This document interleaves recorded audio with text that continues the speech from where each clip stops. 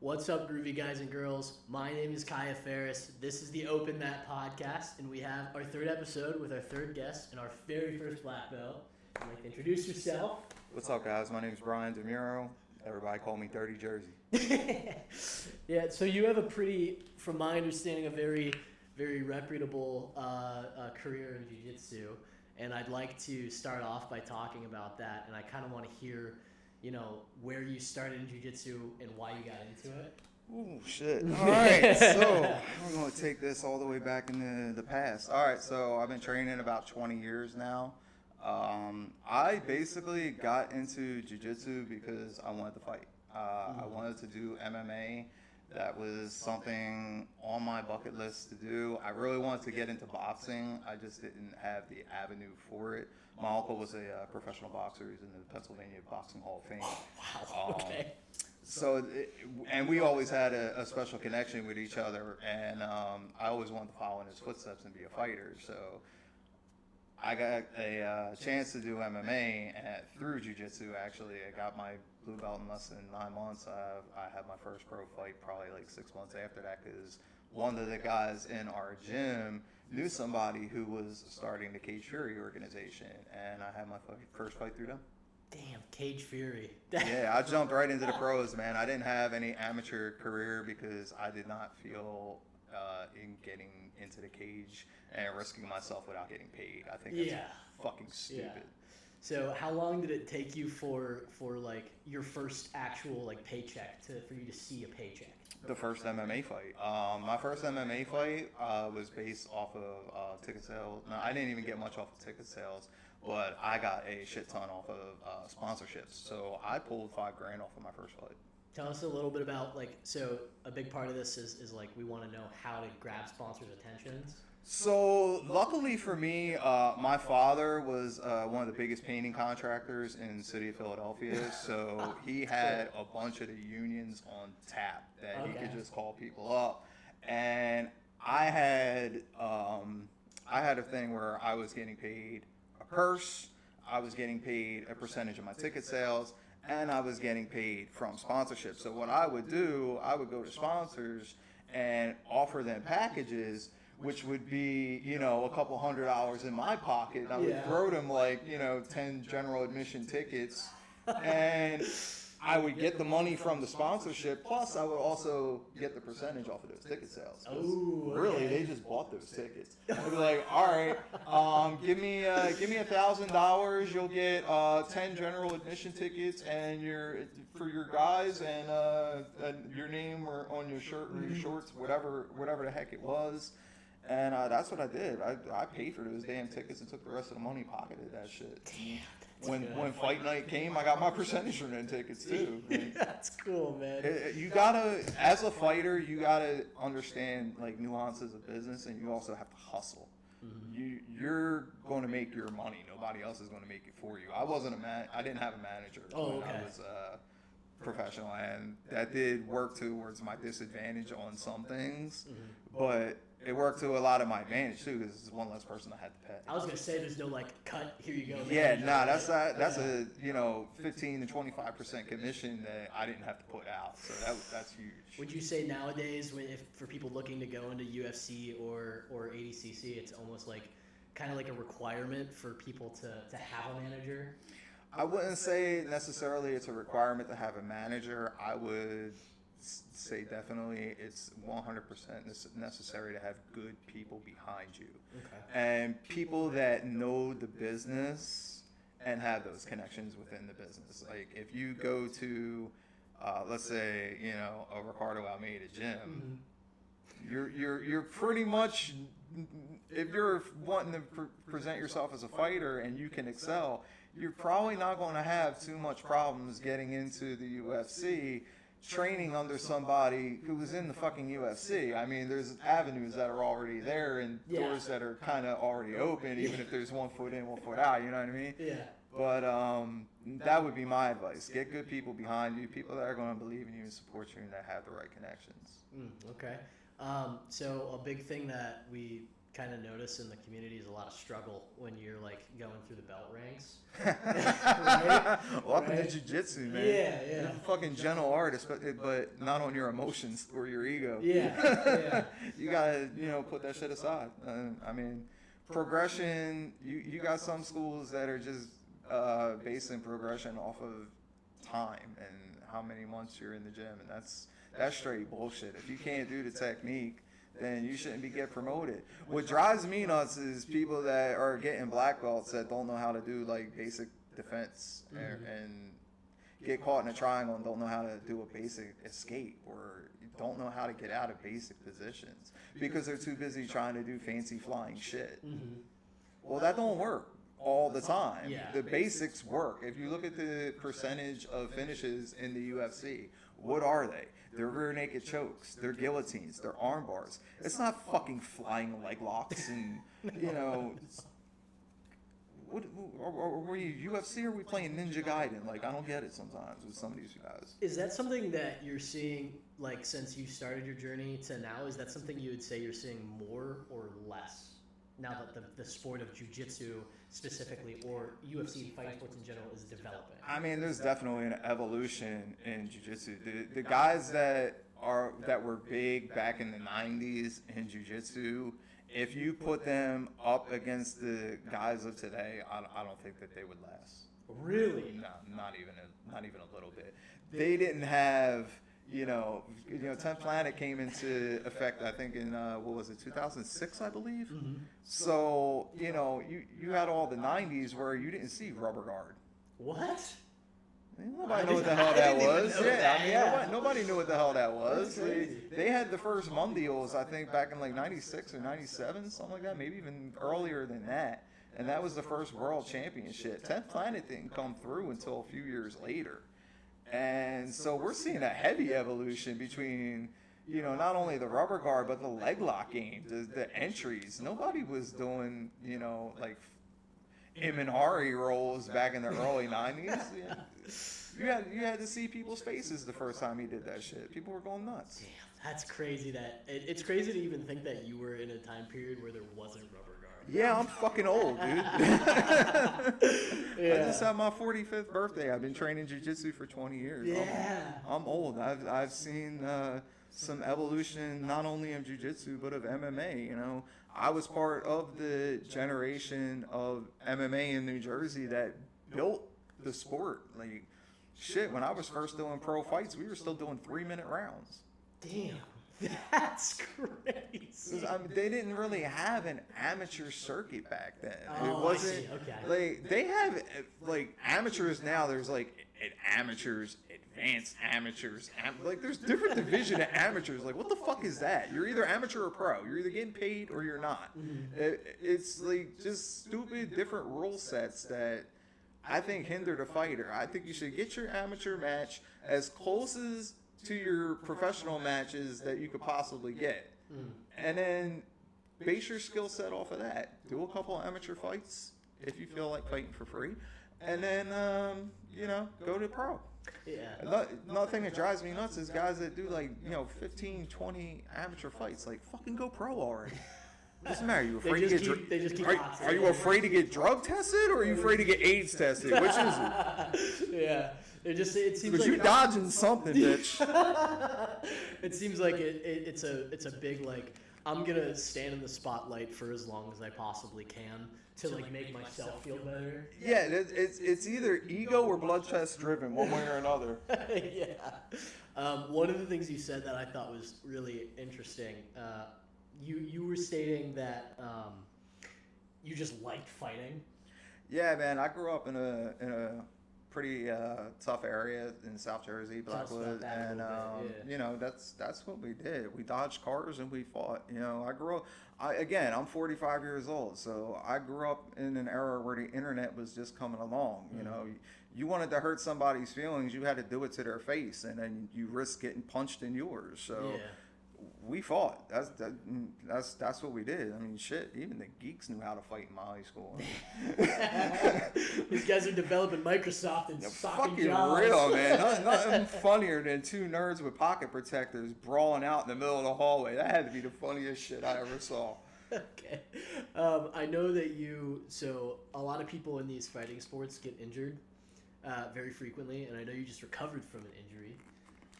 I would like to talk about how you one of the biggest things. Yeah, let's talk about that real quick. Yeah, I want to run down because that's pretty fucking ironic.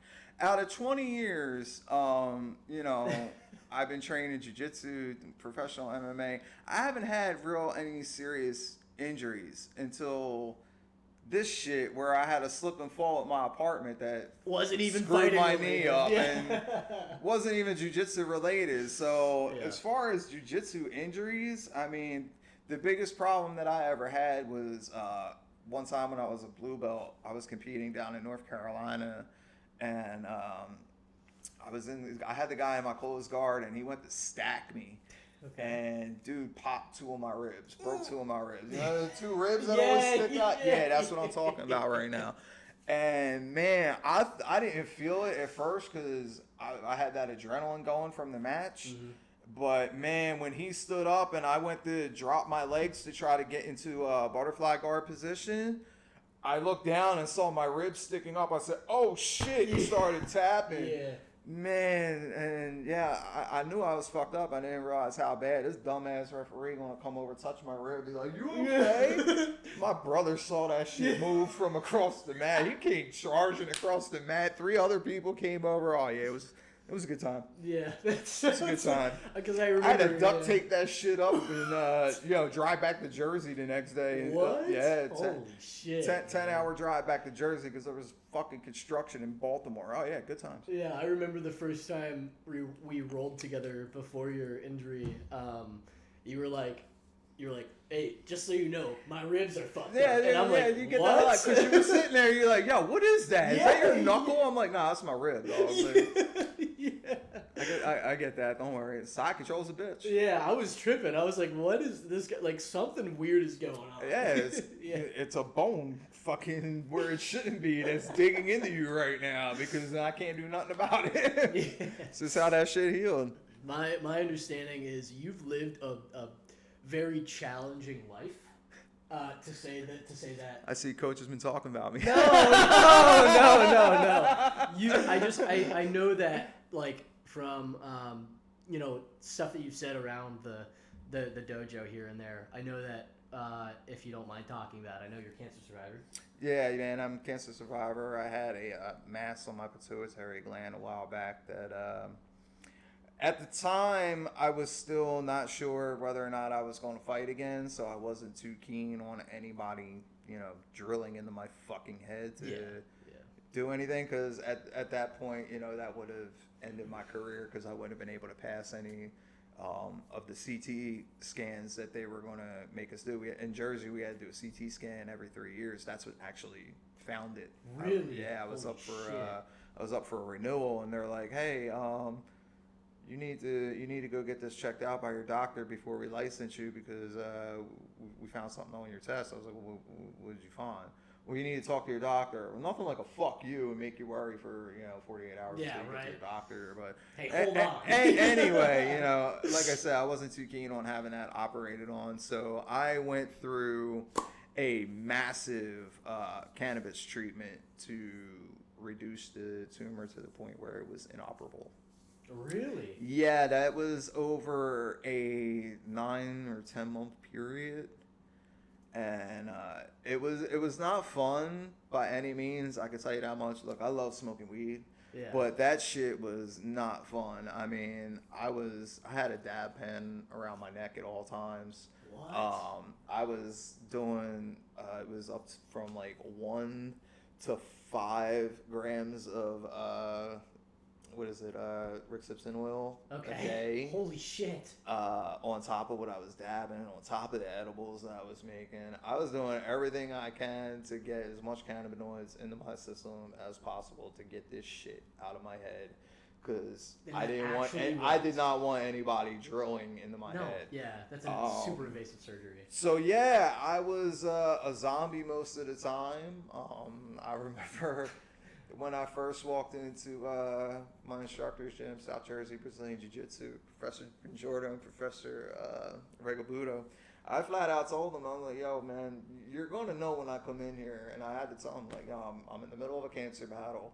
I have a medical card, and yeah, I'm going to smell like a fucking bong when I walk in here. Yeah, And yeah. you know, he was cool with it. He gave me a little bit of leeway. Whenever anybody, you know, tried to complain to him about me, you know, about it, like, yo, he's fucking battling shit and has a medical card, so you know, deal with it. How was that? He's dealing with other shit. Was it like, if you don't mind me asking, was it like painful, like that? Did you? No, like I said, I didn't even know it was there. We caught it when it was small enough that it was what do you call it? It was a size that it was of concern that they wanted to drill it out, but not one where it was a massive emergency. So it was something that I could do. I knew I could do it on my own with the cannabis treatment. Wow. I believed in that wholeheartedly, and even to this day, if I had the option to do it again, 100% I would. The cannabis way? Absolutely. That's incredible. I'm not a huge fan of big pharma or you know the shit that they do. So yeah. No, I don't even take Tylenol, dude. So damn. I'm very natural with what I put into my body. So I don't like pills. You know, I'm very health oriented, regimented. I don't know. Fuck chemicals. Yeah, and a lot of that stuff, even though they say it's regulated, it's not. So it's regulated by the FDA. Please don't get me started. Yeah, Please no, that's what we're here for, man. Started. I love that. I love the conspiracy talk. Down fucking rabbit holes all night. My God. FDA, get the hell out of here. If you're an agency with an acronym, fuck off. I always said I'll never work for a 3-letter agency ever. You couldn't pay me. Fuck no. Nope. I know you're currently a baker, right? Yeah. And I know you're goddamn good at it because I've had some of your food. That's another thing I've been doing for over 20 years. Really? Yep. I was going to ask you if the job title has changed over the years. I mean, yeah, I've gone from chef to baker, pastry chef. I mean, I've worked in so many places and different nuances of the food industry that is crazy. I was a server at one point. Excuse me. Yeah, dude. Again, done it all. I've made everything from freaking truffles to 8-tier wedding cakes. Wow. I mean, I've definitely been around. Yes. Worked in a lot of James Beard restaurants up and down the East Coast. It's just food's something that's always been a part of my life. I'm 100% Italian, so nice. And I'm from Jersey, so that should say a lot right there. Have you been to the West Coast at all? Nah, man, I haven't gotten out to the West Coast. I really don't have too much interest in going. Nope, out there. I don't understand more than that. Yeah, I totally understand it. Coach Noel keeps telling me I got to go out to headquarters, and I'm like, yeah, I'll wait for Eddie to come out here, dog. Yeah. He was in Jacksonville, or he's coming. He was supposed to come to Jacksonville. His flight got canceled. Yeah, and until 420. Yeah, now I don't know if I'm gonna be able to make it back for that. So. Oh yeah, that's your point. We'll see what happens there, but yeah, there's not much that I want to see. I would like to visit Montana at some point. Mm-hmm. Maybe Utah. You're the third person to tell me that since I've moved to Jupiter. Yeah, Montana, Utah. I like mountains. I like wilderness. I like fucking shit like that. Don't get me wrong. I don't mind living in a tropical paradise either. It's just it's hot as fuck here too. It is, man. Trying to go hiking around here is just It's like I hope I packed a gallon of water. It's not even that, dude. It's like you're battling the humidity, the mountain lions, and you better hope you don't get jumped by a gang of mosquitoes along the way. Or an alligator. Fuck the alligators. I can see them coming. Like, I'm not worried about them. I can shoot them. Like, I can't shoot a fucking gaggle of mosquitoes that's sucking on my ass over here. Like. Do you ever have out of curiosity, do you think jiu-jitsu, and be honest, because it's not going to make a difference. Have you ever known me not to? Right, exactly. Do you think jiu-jitsu is applicable in an actual fight, street fight, fisticuffs? 100%. Really? Okay. 100%. Over, like, if you were... I think jiu-jitsu itself is, at first, a self-defense art. Mm-hmm. First and foremost, it should be a self-defense art. If you're not learning the self-defense portions of it, I kind of have an issue with that. Yeah. You know. Yeah. What are you doing a martial art for if not to defend yourself? That's one of the kind of mindsets that I had too coming into it, was that like I need to have like something more under my belt than just like I know how to punch people. Yeah, I mean, look, M&R roll is cool and all, but if you don't know how to, defend yourself against somebody coming up from behind you and grabbing you, trying to pick you up or kidnap you, the fucking M&R roll is good for. Yeah. Yeah, I'm gonna invert. Yeah, seriously. Oh, yeah, invert your ass on the concrete. Yeah, good job. Watch this. Good job, Dick. Watch this dude punt your nuts through your throat. That's beautiful. Brilliant. Oh, the dirty Jersey lines. Genius. Top tier, man. So if you're okay talking about this as well, your brother and father, if you want to give us a fill-in on that. I mean, Dad just had heart surgery. That's what I was in North Carolina for recently. Yeah, he's doing good now. Got a long road ahead of him though. Yeah. This is his second heart surgery. He had a quadruple bypass back in '96. They cracked his chest open again. I want to say it was 2008. It may have been sooner, but at that time they cracked him open because he had lung cancer that he had to have removed. So he's had to deal with both of those issues, and then recently again he's had this aneurysm that he's been dealing with for years. It finally got to the size where they're like, hey, you need to get this taken care of because, if this shit bursts, you're going to be dead before you hit the floor. Damn, that's fucking... And that's something, that was his, his thing at one point. He's like, I don't care about this thing because I'm not even going to feel it. And my whole thing over the last couple of years were, because my mom doesn't drive, she's got neuropathy in her feet, multiple health problems as well.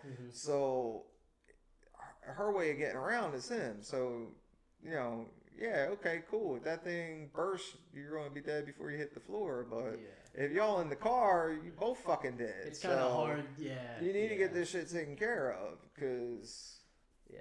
It just needs to get taken care of. Do you have Do you have a lot of family still? Nah, man. Actually, I was married back in 2012, and if you look at my guest list from my side, I think it's something like 80% of the people that I had invited are gone. Damn.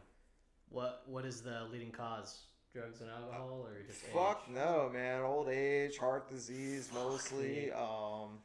Heart diseases and cancers, heart attacks. Really? Yep. Is it that prevalent of a problem? It is that prevalent of a problem that it runs on both sides of my family. Holy shit. My mom's had heart surgery already. She's had a heart attack. She's had a stent.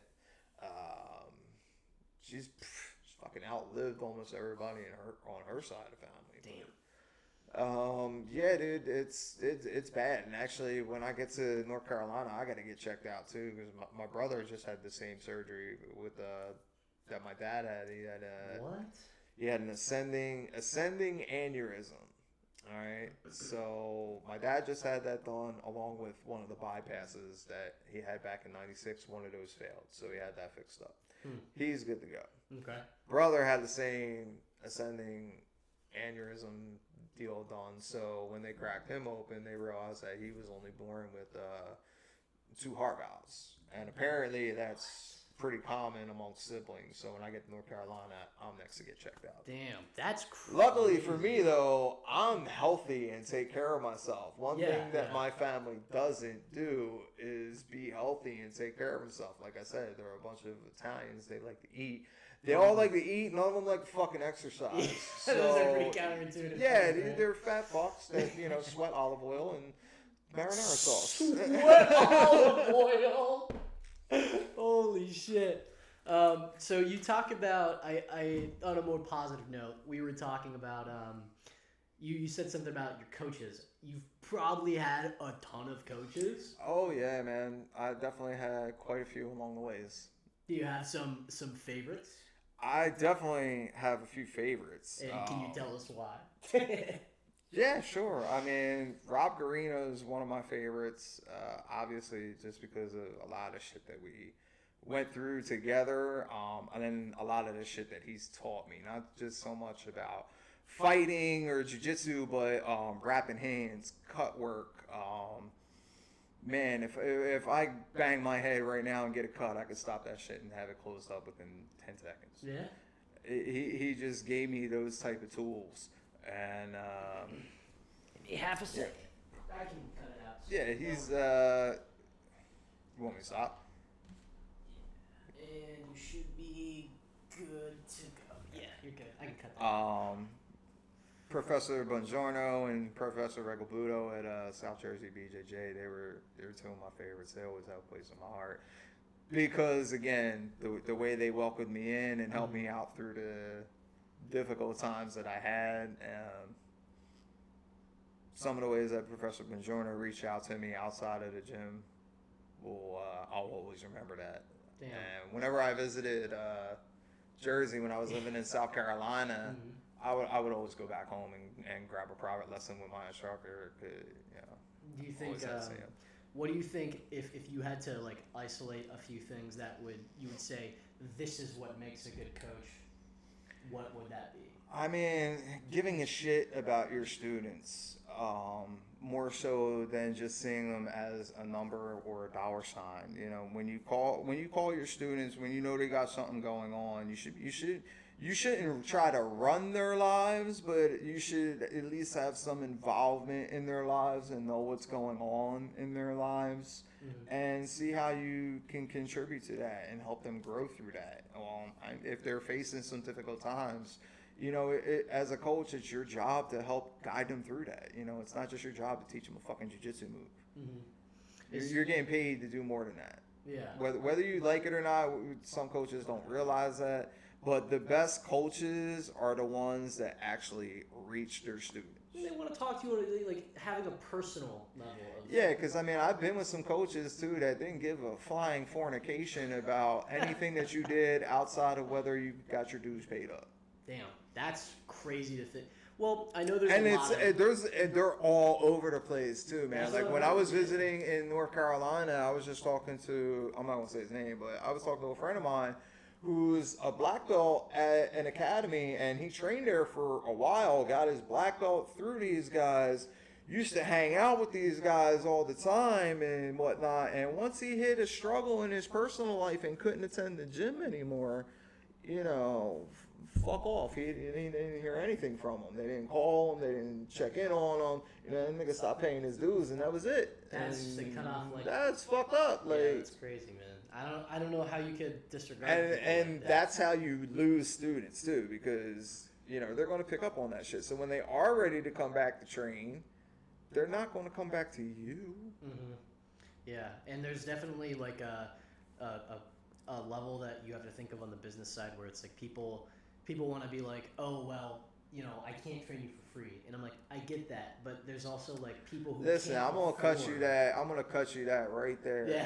Any fucking coach that's listening, that if you're thinking remotely of opening up a gym, you are going to be training some people for free, whether you like it or not. Definitely 100%. You're going to have somebody in there who can't afford it. I mean, let's face it, jiu-jitsu's not cheap. No, this shit is so expensive. Jiu-jitsu's not cheap. The rash guards, everything. Everything. Your monthly dues aren't cheap on top of the shit that you have to buy and deal with, mouthpieces, equipment, stuff like that. Yeah. But, yeah, dude, You look at the prices and it's like, holy shit, did I just pay my water bill? yeah, like what the fuck, dude? That? When you gotta decide between running jiu-jitsu, dog, like you gotta make some tough choices there. I know that there's some assistance programs, which I think is really cool. Like Jacksonville, like I know the guy over there. I might be getting this wrong, but the guy over in Jacksonville apparently helps like foster kids, like 50% off discounts to everything. Look, there's back in my school, Gracie Baja, those guys.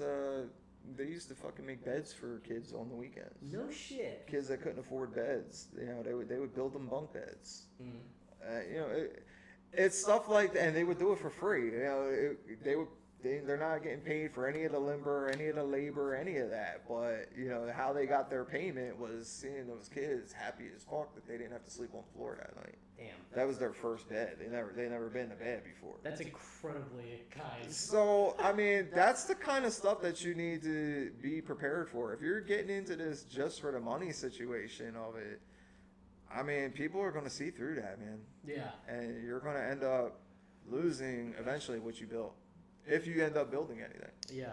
I feel like one of the biggest. This is a big, like, a foot in the door community. Yeah, sun's out of my eye now. Yeah. That's why I try to do 6-ish. You know. No, we're good. But of course, right? Like, as I'm like, let's do 6. Daylight savings happens. Man, that's cool though. That shit had me coming through like a fucking cowboy off the horizon. It's all good. You're gonna look great on camera. At least. I should have brought my Red Rider with me. Yeah, I feel like in the community, one of the big things is like getting your name out there initially, and especially as a coach, I feel like you have to be such a good like not only individual, but you have to be such a good mentor and a good person to expand your career. 100%. You can't just be like a shithead who wants money. 100%. I mean, if you are a shithead that just wants money, you're going to be running a shithead academy. Yeah. And, you know, your turnover rate's going to be huge. And more we're starting to see that now. Some of the people coming into our gym from another school around the way because, you know, they've caught on to the fact that the guy's a douchebag. He's only in it for the money and could give 0 fucks about his students. Yeah. So it's an unfortunate reality that I'm sure some people are facing. We won't get into the whole the whole copyright infringement aspect of his fucking school. Oh my god, man! I hope I get one of his students on the podcast one day and I don't tell him that I know anything. That's like my dream, bro. I want them to just sit in that chair and I want to just sit there and like slow cook his fucking brain, bro. That's when you have me come out of the closet like halfway through the podcast, like, yo, bitch! That's crazy. Surprise, motherfucker! yeah. Come out, surprise, motherfucker! Surprise, motherfucker! Was it when you started jiu-jitsu specifically? Was it at all hard to be recognized by sponsors? And if you could give advice to somebody trying to be. I came up in a different time, man. Yeah. Back when I was fighting, there was probably 30 different friggin' clothing vendors at each event, all trying to get their name out there. I remember getting literally just boxes of gear dumped at me at some of these fights, like, here, man, we're going to sponsor you for this fight here. Yeah. And it was like a box. What the fuck am I supposed to do with all this right now? Like, we're ready to walk out to the cage and you handed me a U-Haul box. Like, yeah. But, so back then it was a lot easier to get sponsors because there was so many more of them. The UFC's Reebok deal kind of fucking killed a lot of the sponsorships and sponsorship deals across MMA, especially on the lower shows. Yeah, and I feel like it definitely. What I was surprised by is how willing that company was to take money away from the fighters. When I read the original article of the changeover, and how they're like, I'm just gonna cut most of the fighters out of their deals and just run one sponsorship. Well, yeah, I mean, it's a business. They're so weird to say about fighting. It's so weird. But no, I mean, you got to understand, it's the same thing with boxing. It's a business. So their idea and their goal is to look out for the business, not the fighter. As a fighter, you're your own business. You're your own commodity. Mm-hmm. You need to promote yourself and be promotable. But the business, they need to make money. Yeah. And do it however the fuck they can. And look, they went from one bad deal to another. They went from the Reebok deal to the Venom deal. Okay, we just trade shitty sponsors here. That's awesome. But at least they got one that was involved in MMA, though. Everybody was wondering why the fuck they went to Reebok. Because what the hell did Reebok? They didn't even know how to spell MMA. Yeah. I mean, what involvement did they have? I didn't even think them bitches make gloves. That's crazy to think about. It's interesting to me when we talk about UFC because there's so many like a vast. There's so many more fighters that I feel like aren't ever brought into the spotlight, and I don't know if it's just because they're not.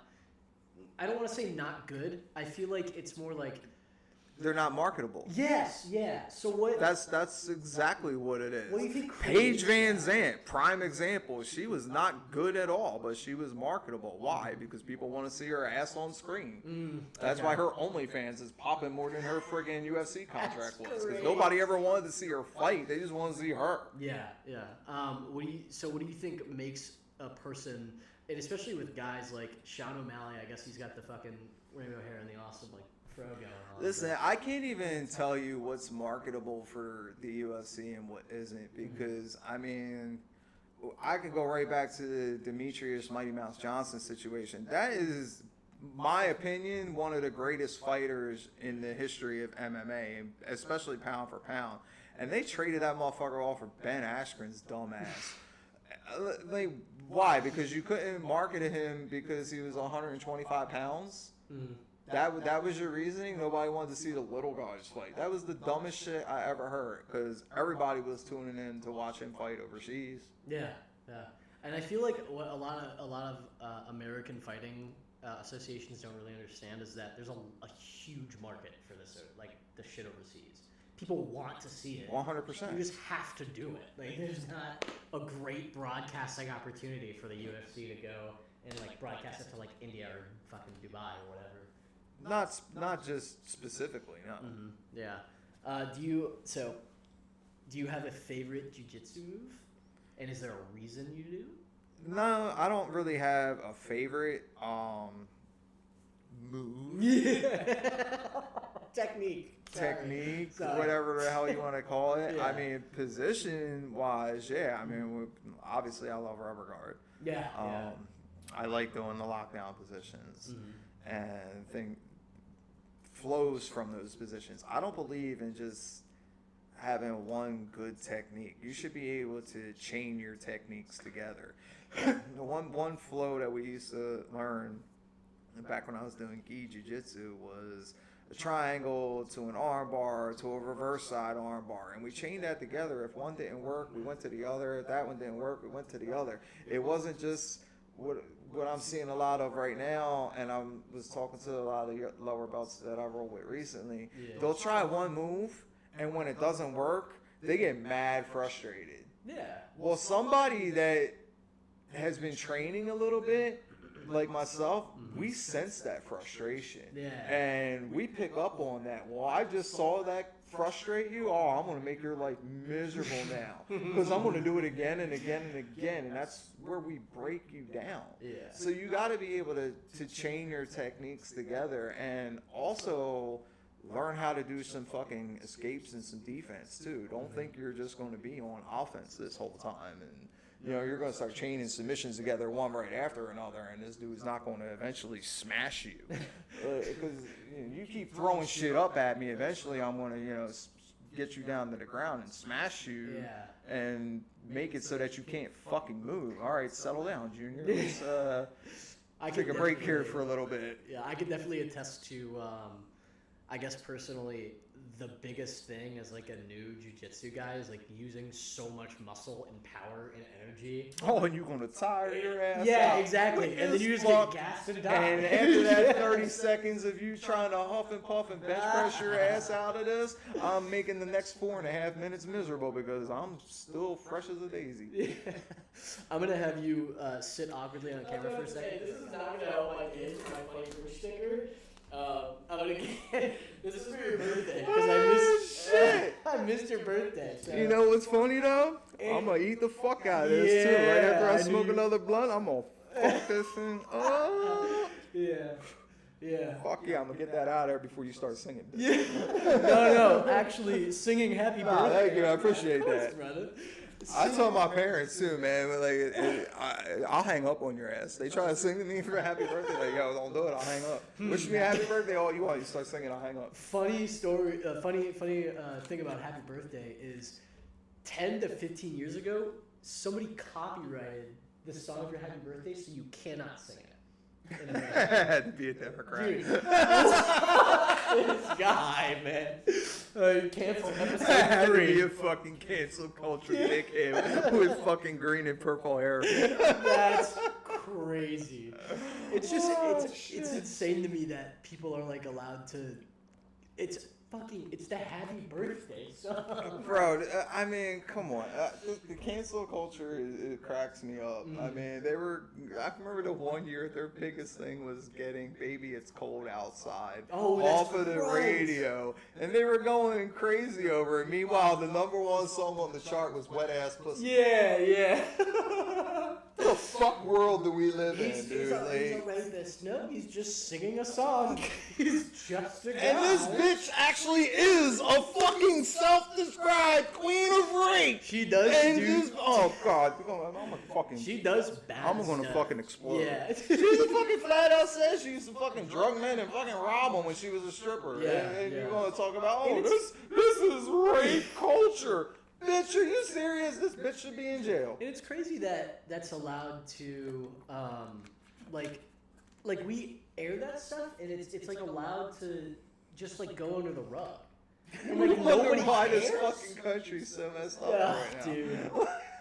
Oh my god, I don't know how, and this is no offense to anybody who makes a certain amount of money, but I don't know how people who are my age and making minimum wage survive. Listen, especially around here.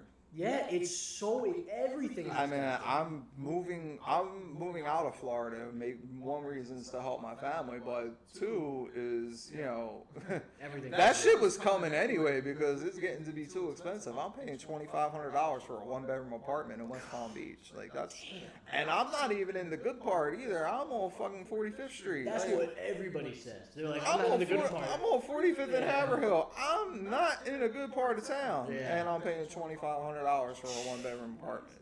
That's insane, man. I don't know. This is like There's been, and I think it was, what's this, 24? In 2023, there was something like over 150,000 people left the state of Florida because it got to be too expensive.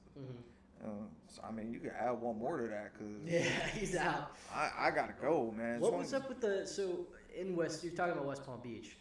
There's a lot of jiu-jitsu schools in the area, and I'm curious, not a lot of them succeed. What do you think is the defining factor for that? Define unsuccessful or I would or say- successful. Which schools are in the area do you find that aren't successful? That are jiu-jitsu schools. Because Okay, let's say, because a lot of them call themselves fighter schools. okay, if you're a martial arts school, I mean, depending on who you are, I don't see you doing too much. If you're not focusing on MMA or jiu-jitsu, if you're like one of these karate schools, Taekwondo or karate or something. yeah, that's trying to be like a fucking fusion type of gym. You're not going to fool anybody. You think for success it has to be isolated? I don't think it has to be isolated. I just think you can't have a McDojo. You can't be teaching bullshit techniques and thinking that that's going to fly for a successful business model. I mean, you might get away with it for a little bit, Yeah. but long run, no. Yeah. You were talking about when you Shit, fucking Florida is flooded with jiu-jitsu schools. Why? What is the appeal? Do you know if there's a reason for that? So there's a lot of reason for it. A big reason for it is the civil unrest in this country. I mean, people are wanting to learn self-defense. That is one portion of it. Another portion of it is just the overall growth of the sport. I mean, it's not the sport that it was in the 90s. This shit has grown. Just look at look up online the first ADCC and look at that arena, and now look at the overall just production that it is now. The big drum, I love that, man. Everything, Oh my bro. God. The drums, the announcements, just the fighter build up, the week worth of build up to the ADCCs. I mean, everything's changed, and most of it is for the better. Okay. If we can get rid of all the sexual assault bullshit that goes on in jiu-jitsu, I mean, and in martial arts in general, that'd be fucking great. Yeah. I mean, that'd be awesome. Do you Hey, have- coaches, No. don't rape your fucking students. No. Do you have a like? I'm sure you've been to a lot of seminars too. Like you've been to a lot of different people's like their ways of teaching. Is there anything that like stuck with you that you really really won't forget through seminars, or anybody who like particularly stood out to you? No, I actually, not so much in seminars. I try to videotape the seminars that I go to, because most seminars, they will overload you with so much information that you're going to forget 90% of it. That's why I try to record shit so I can go back to it. My instructor, when we go back to one of my favorite instructors, Professor Bongiorno, another reason why he's one of my favorites is he had a way of teaching students so that they could understand as an individual, not as a group. Like he knew at that time that like I was a Marvel fanatic. Everything was Marvel crazy, because this is all the End Games and Infinity Wars and all that build up of saga there, and I was all into that shit. So anything that he taught me, it was like Marvel oriented. Like I remember doing a private lesson with him on loop chokes, because that's his thing. You'll never understand what that is, because that's in the gi. Okay, I was gonna say what? Yeah, exactly. And that was one of my instructor's favorite things to do, and I was always having trouble with it. So I did a loop choke the one time, and he's like, "All right, this is how you're going to remember it: Captain America, Iron Man, repulsor ray." And to this day, every time I do a loop choke, I'm like, "All right, Captain America shield, Iron Man, repulsor ray." Like, I'm saying it in my head as I'm doing it. So it's things like that.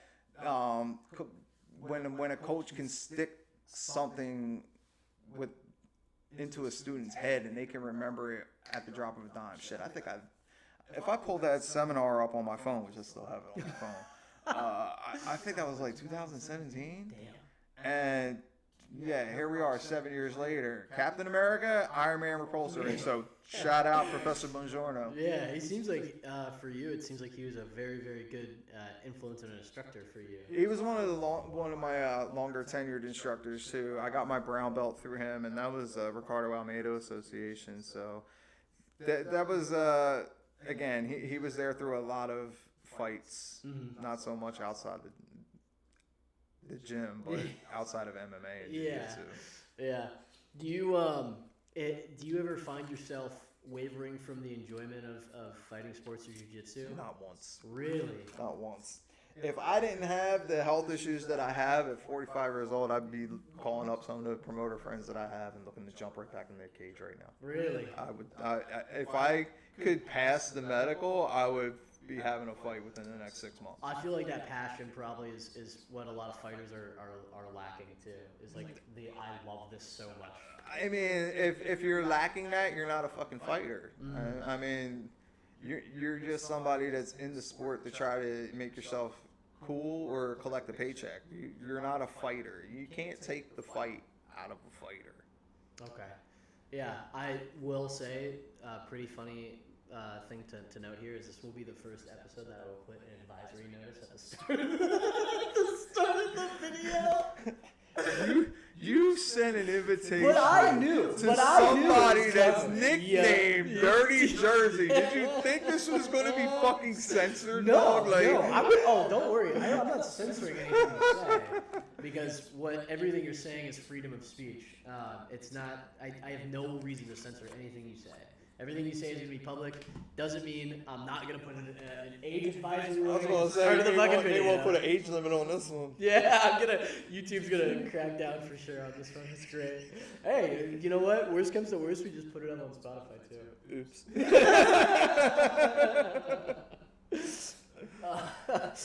When you You didn't think that was going to change anything, did No, you? no. Okay. absolutely not. As long as we have I that came on- in full expecting you to be the person. As long as we have that understanding. Yes, of course. Yeah. Dirty Jersey did not get bleached before this episode. Is there any closing statements you'd like to make? Shout outs? Anything you'd like to say? Nah, man. Anything else you want to talk about? I guess back on the topic of of sponsors and the people you were talking about with your early on career, does that change and progress as you go on? Like, do you feel like when you lose a sponsor, does it hit harder when you're later in the career? I mean, honestly, I never lost sponsors. Okay. When throughout my career. Luckily, I was blessed. All right, let me hold on. Let me rephrase that. I never lost any monetary sponsors throughout my career. Some of them clothing guys, they didn't last their business. But yeah, the connections that I had and the way I marketed myself and the way I was kind of business savvy with what I was doing with ticket sales and ticket percentages in order to make myself more money, I wasn't worried about it, dude. I never had to worry about calling a sponsor and them saying, hey, we can't do it this year. I never once had that happen.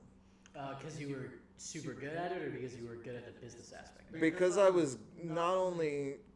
I'm no fucking Matt Serra here. I'm not the UFC champion, but at the same time, I went out there and I fought. I fought in 4 different weight classes because I don't give a fuck, dude. I was there to fight. I'm not here to be the best. I'm not here to make a career out of it. I'm just here to punch you in the face and not get arrested. Yeah. Because that's what I was at that point in my life. That's kind of what I was doing on a Friday night anyway. So all right, let's get paid for it. Yeah. He said, well, I may as well take what I'm good at and use it. Right? Yeah, I mean, this is what I'm doing on, like I said, this is what I'm doing on a Friday night anyway, so, I was not an angel back then. He said, I'm not an angel. I was not an angel back then. This is not a pleasant person. You think I'm crazy now? Shit.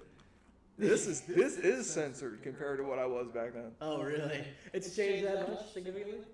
Yeah, is there a reason? Especially like, look, there's prime examples of some guys that are in the gym that are younger, newer, and they're from that generation of the internet where they don't know that you can get punched in the fucking mouth for saying some of the shit that you do. I noticed that. And yeah, like 10 years ago, some of these guys would have got cracked right in the fucking mouth. Thanks to the not even so much as a gentle slap. I would have just walked right over and just punched them right in the fucking face. Yeah, thanks to the Marine Corps and my father being from Baltimore, Maryland, I learned really quick that you can't just run your fucking mouth to people. That's not really something.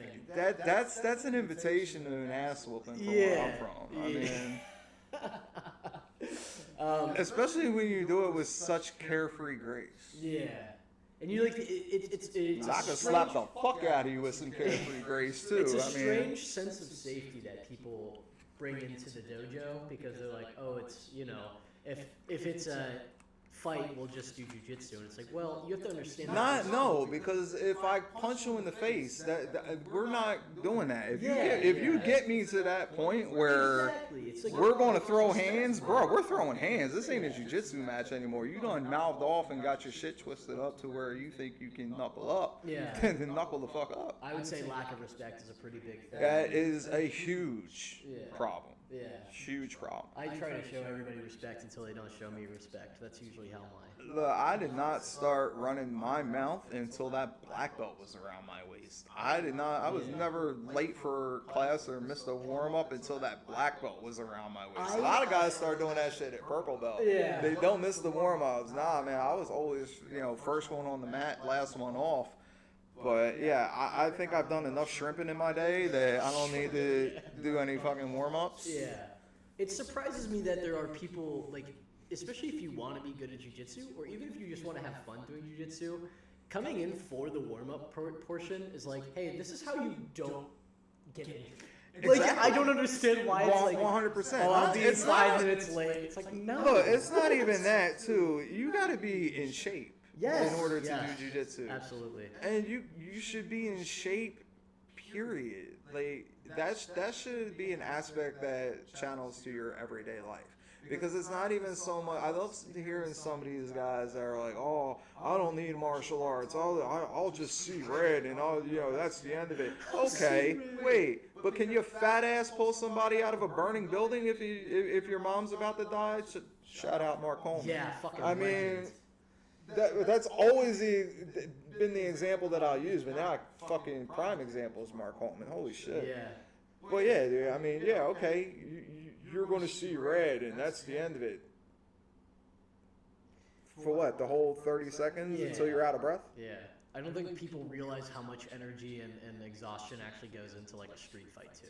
Yeah, especially, and it's always the motherfuckers that can't go up a flight of stairs without breathing heavy. Fat fucking people, dude. Oh man.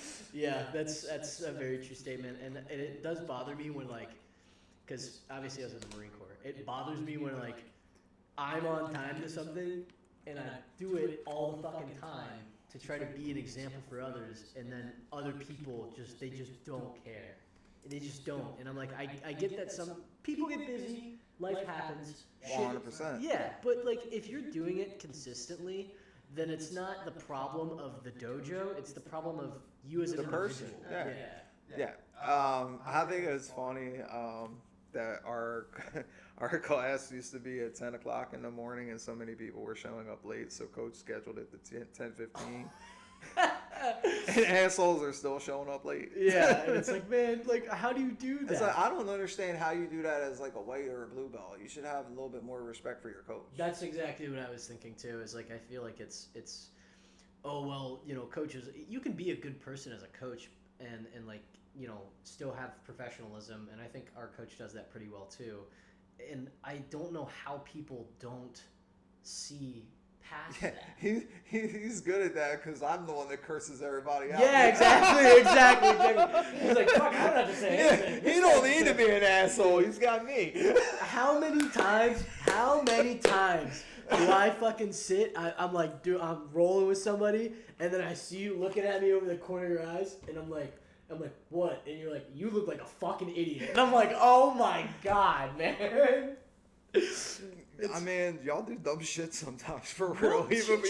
Even white belts, y'all do some dumb shit sometimes. People don't understand too. There's different styles of teaching. Like yours is way more aggressive than Coach Joel's. And that's okay. I try to be nice at first. I come, you know, I'm gonna take a line out of Roadhouse where it's be nice until it's time not to be nice. Mm-hmm. If I say go to your left 2 times and you're still trying to go to your right, yes, I'm going to curse you out and tell you how fucking stupid you are that you don't know your left from your right. Brian, who would do something on this podcast so silly? Who would do something on that podcast so Gee, silly? I have no idea. Look, I'm getting better, okay? I promise. For fuck's sake. I remember the time, I literally remember the exact situation. I was rolling with Coach, and you were like, roll to your left. Roll to your left. And I rolled to my left, but I kept rolling. And I was just on my stomach. And I was like, it did work, Brian. And you were like, you're so fucking dumb. And I went home that night, and I had a self-reflection moment. And I was like, holy shit, I'm an idiot. Yeah, that was pretty fucking retarded what I just did there. Yeah. Cool. Glad you caught on to that 45 minutes after the fact. But well, you know, at least, hey, better late than never, I guess. That's what I'm saying. In the moment, though, man, it's hard to get those instructions, you know? Yeah, apparently. Left and right's a huge problem for some people. Holy shit. Are you excited for the closing segment? It's called Gift Wrap, and there's a reason for that. Don't get weird on me, okay? Check it out. I was gonna say, so I gave you a cupcake, but I'm also giving you a Hawaiian shirt. Hawaiian shirt. Everybody on my podcast gets a Hawaiian shirt at the end of the podcast.